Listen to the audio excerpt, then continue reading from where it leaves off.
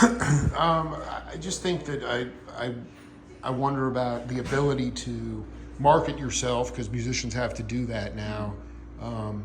They have to wear 8 hats, but how do you do that if you're playing genreless music? Yeah, that's another part of it, and I think that in one way it does add an aspect to it that is a bit uncontrollable, but I think at the same time there's some regard to something, because I mean there's times where I'm just scrolling through Instagram Reels or anything, and I come across something that's like so interesting and crazy, and it has an audience. There's people liking that stuff. And so I think that there's ways to defy that algorithm. Can you give an example? An example? Oh man. I mean, because I tell younger cats not to scroll ever. Only produce content. Yeah. But you're from a younger generation, so you're scrolling. Yeah. So what are you seeing that's attracting a fan base that is just boggling your mind? Well, right now, that specifically that I talk a lot with my friends about is this guy named Jordy Greep from a band named Black Midi. And Black Midi and Jordy Greep, they're pretty crazy. And Black Midi just broke up, but Jordy's about to come out with an album in a few days. And what makes them crazy? They're just fearless. They're fearless, and they're so fusion, but without it being forced to be fusion. It's just what they're doing. They're having fun, and it just happens to be fusion. And it's pretty crazy to listen to that stuff, because it's so unique, and so they're definitely telling a different story and playing different music. But here they are creating these crazy ass audiences and having these crazy ass mosh pits, and it's crazy. Is there like a vocal component to it? Yeah, Jordy sings. He definitely has like a crazy voice too. He sounds really cool. I'm gonna have to check it out. I wanted to ask you. I mean, I saw you once at the Century Room, and from a metaphysical point of view, I just wanted you to talk about when you were playing bass, and it just was like a beautiful sort of Stanley Clarke moment for me, where it was like you were merely a conduit for information coming through you, kind of like this band you were just talking about with Jordy. Yeah. But has that something that you've just always been humbled by, and it's always been part of your repertoire? Or did you have to learn to get out of your own way? I definitely appreciate, there's chaos, but I think that sometimes if you're too far into the chaos, it can get old and it can get very boring. And I think that if you have something constantly chaotic going on, but there's one aspect, especially the bass, being that it's the bass and it's the most important harmonic, device in the entire band. I think if you're having the bass, just lay it down and, tell everyone where the song is, even if it's completely on the other side of the world. I think that that aspect makes it, palatable for people. And it gives people something to latch onto, to see it gives them the vision to see what's actually going on there. So there's a real certain aesthetic level where you can drop the bar line, right? But you can still play melodically, and it's still very palatable to the listening ear. Yes. How do you? That is, to me, is the separation between good and great.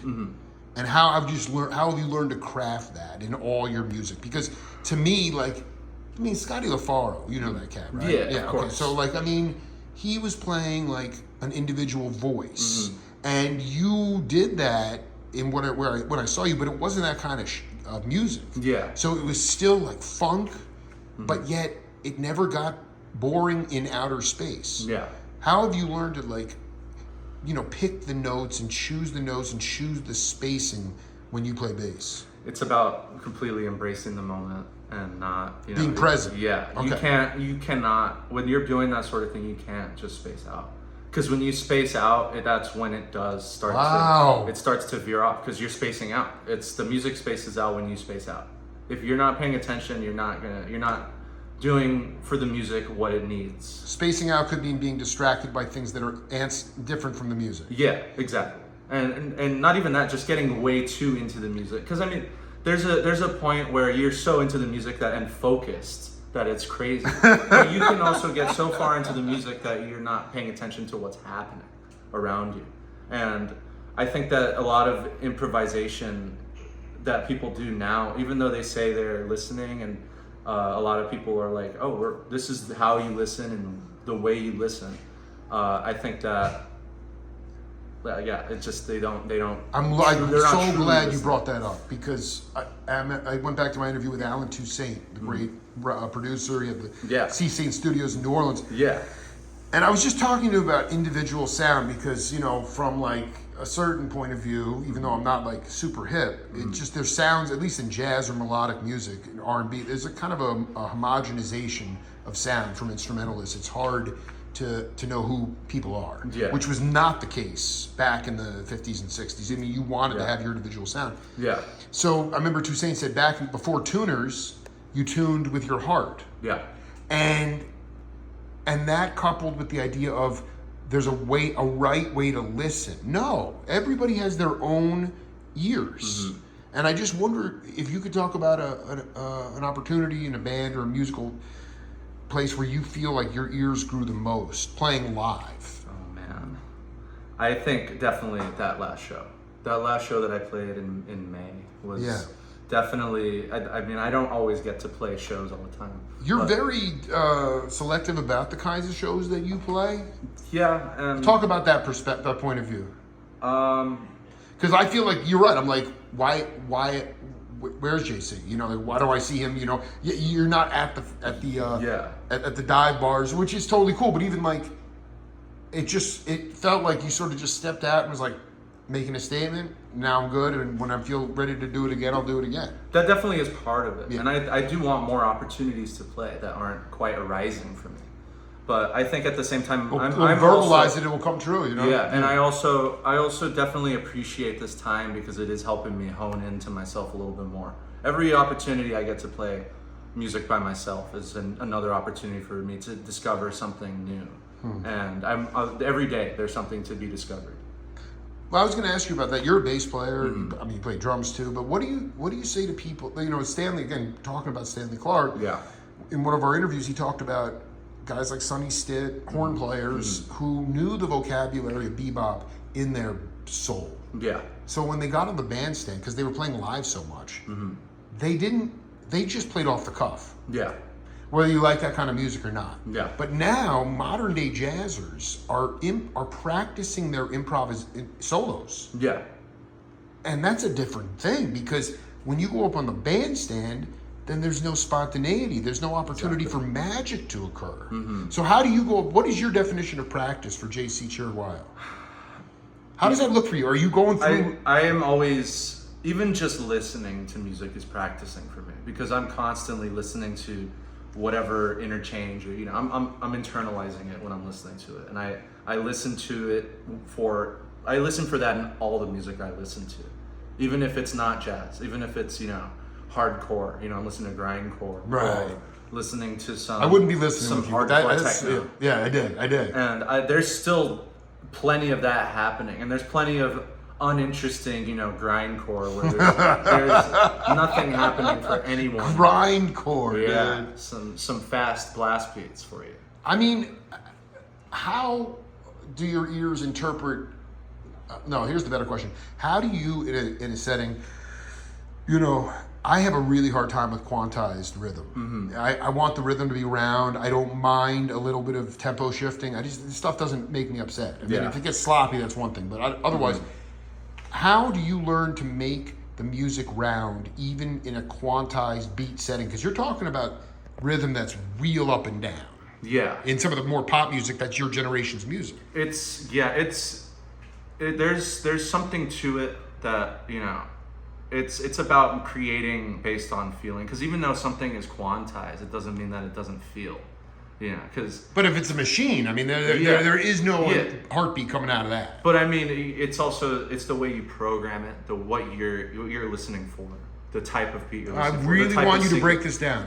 Explain how you could program something that I mean, I listen to recordings. Part of it's also the recording techniques. Yeah. Okay, that's also if every drum is mic'd. Yeah, then it's gonna I stifle. think it's something to be said about the sound choices as well, because if you're gonna take a drum beat played on an actual drum set, and every piece of the kit is mic'd, and then you have some producer in a studio coming and saying, oh, this part is not quantized, not on time, and they go in and edit it in whatever DAW they're using.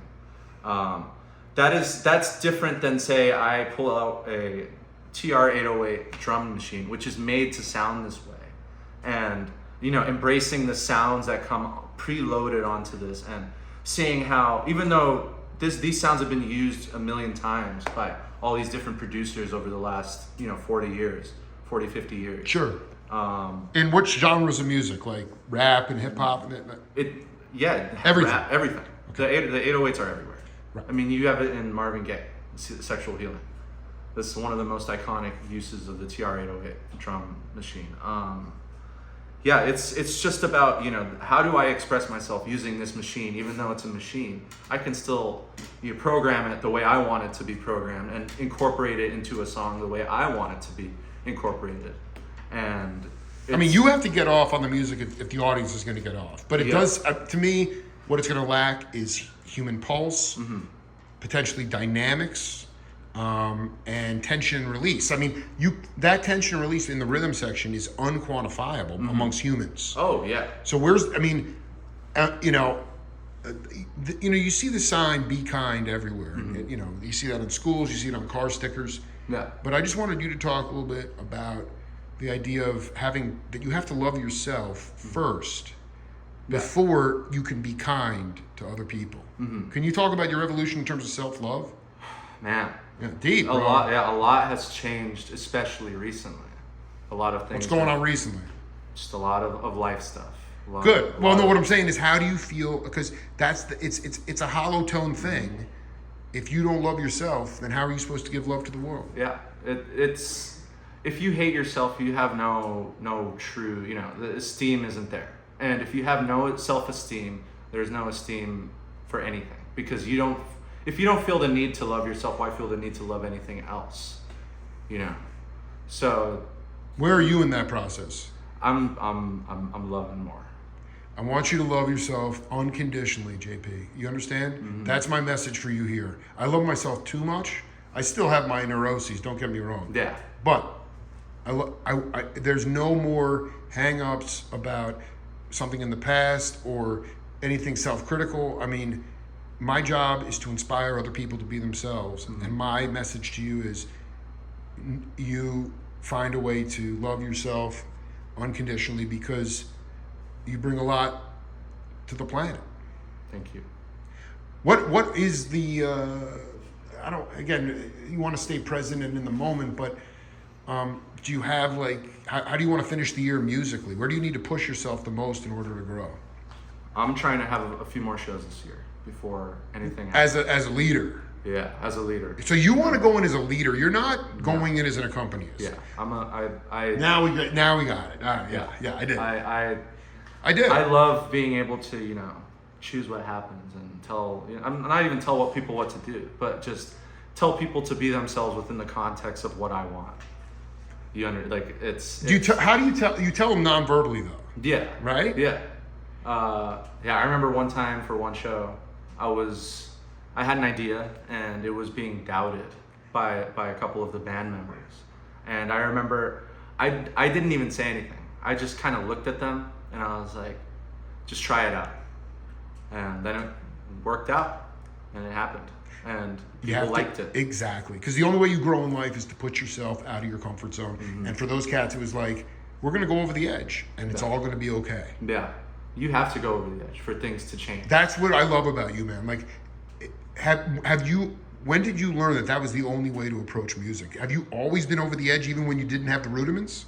I think so. I think I was always looking for something different to do. And I think that everything even though I didn't, even before, I didn't quite appreciate what I was putting out as much. As I've grown as an artist, I've understood that as a project goes on, it's going to sound how it sounds no matter what. And there's no way to make it sound like anything else. And so on the flip side, I should just do my best to make it sound like its own thing, what it is, its own thing. One final question for you in this installment. Have you worked under other leaders? The reason I ask this is, like, you go back in time, you look at the Cats. I know I don't want to be nostalgic, but you look at like Art Blakey's band. Yeah. You know, who came up through that? Lee Morgan, Bobby Timmons, Yeah. Wayne Shorter, Yeah. and then they had to apprentice there in order for them to become band leaders. Now Yeah. I know jazz is no longer a popular music, and there's not a farm system. But Eddie Henderson was like, how are you supposed to anoint someone a leader when they've never been led? Yeah. So my question, you want to be a leader, and what gives you credibility in that sense if you haven't really apprenticed in that sort of way? I trust my own ear a lot. And I feel like in some regards that is, pretentious and cocky. Why is it not? Why is it not? Yeah. Yeah. Because you know it. You know that it's a gift you have. Yeah. And I don't feel like I should lie to anyone or myself. You're not bragging about it. Yeah, I know that I have a pretty good ear, and I like using my ear, and I like listening, and it's my favorite thing to do is listen. And my biggest thing is just putting bands together that I like to listen to, making sure that everyone individually is someone I like to listen to, and together I like to listen to it. You try to surround yourself with people that are also going to bring their own essence to the music, the gumbo, right? Yeah, because not everyone can. Not everyone has an essence to bring. That's right. Some people just play. Right. So, Brother Chiriguayo, such an honor, man. Thank you for being part of the show. And like I said, self-love leads to divinity. So thank you for having me. Thank you so much for having me on. And I really appreciate being on. And I hope we get to talk again in the future. Most definitely, man. This is the Jake Feinberg Show. We'll see you later.